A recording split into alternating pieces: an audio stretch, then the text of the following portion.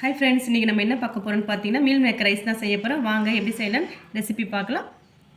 அதுக்கு பார்த்தீங்கன்னா நான் மீல் மேக்கர் கொஞ்சம் எடுத்துக்கிட்டு அது கூட தயிர், தனி மிளகாய்த்தூள், உப்பு, கரம் மசாலா இதெல்லாம் போட்டு கலந்து ஒரு 10 நிமிஷம் ஊற வச்சுருக்கேன்.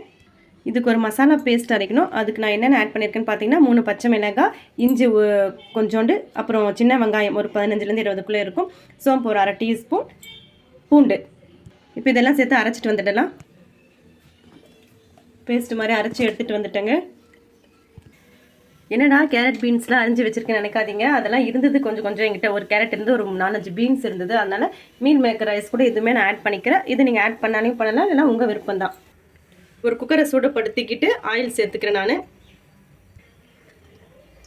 உங்கள் தேவைக்கேற்ப ஆயில் சேர்த்துக்கோங்க. நான் 4 டேபிள் ஸ்பூன் ஆயில் ஆட் பண்ணிக்கிட்டேன்.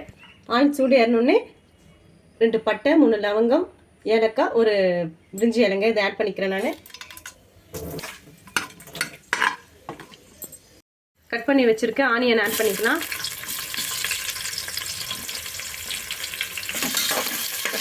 நல்லா ப்ரௌன் கலராக வரட்டோங்க. அப்போ தான் டேஸ்ட்டாக இருக்கும். நல்லா ப்ரௌனிஷாக வர வரைக்கும் நம்ம வதக்கி எடுத்துக்கலாம். ஆனியன் பாருங்கள் நல்லா வதங்கியாச்சு. இப்போ நம்ம அரைச்ச பேஸ்ட்டை இது கூட ஆட் பண்ணிக்கலாம்.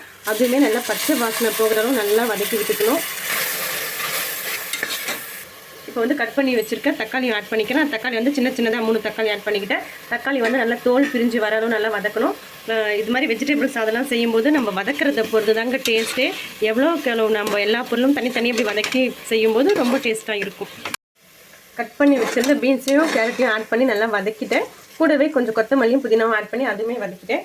இப்போ நம்ம ஊற வச்சுருக்க மீல் மேக்கரையும் ஆட் பண்ணிக்கலாம். மீல் மேக்கரையும் போட்டு வதக்கியாச்சு. இப்போ உங்கள் காரத்துக்கு ஏற்ப தனி மிளகாய் தூள் ஆட் பண்ணிக்கோங்க. நான் சின்ன டீஸ்பூனில் மிளகாய் தூள் ஆட் பண்ணிக்கிட்டேன். கரம் மசாலா,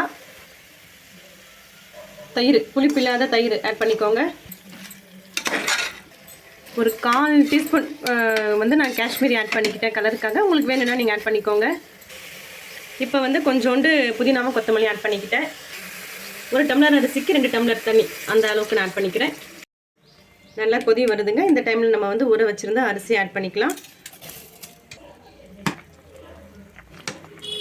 அரிசி ஆட் பண்ணியாச்சு. இப்போ மேலாப்பில் புதினா கொத்தமல்லி தூவிட்டு குக்கர் மூடி போட்டு வச்சுட்டு 2 விசில் வரட்டும், வெயிட் பண்ணலாம். ப்ரெஷர்லாம் அடங்கிடுச்சுங்க. குக்கர் ஓப்பன் பண்ணிடலாம். இப்போ